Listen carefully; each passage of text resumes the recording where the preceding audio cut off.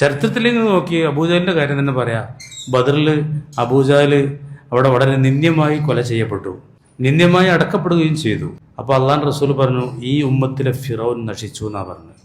എത്ര നിന്ദ്യമായിരുന്നു അന്ത്യം നിങ്ങൾക്കറിയാം. സഅദ് നബി വക്കാസ് റളിയല്ലാഹു അൻഹു പറയാണ്, ബദർ യുദ്ധത്തിന് അങ്ങനെ നിൽക്കുമ്പോൾ എനിക്കിങ്ങനെ രണ്ട് സൈഡുക്കും നോക്കുമ്പോൾ രണ്ട് ചെറിയ പയ്യന്മാരാണ്.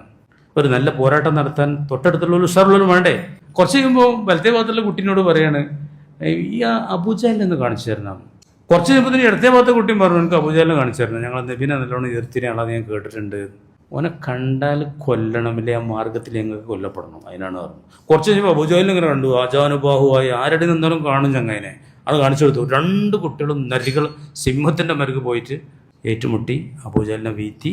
അബൂജഹലിന് ഏറ്റവും വലിയ സംഘടന ഇതാണ്, ഈ പൈതങ്ങളെ കൊണ്ട് അറുകൊല ചെയ്യപ്പെടേണ്ടി വന്നല്ലോ എന്നുള്ളത്. പിന്നെ ആര് കൂടി വൃത്തം ചെയ്തു? അമ്മാറും ബിലാലും റളിയല്ലാഹു അൻഹുമാ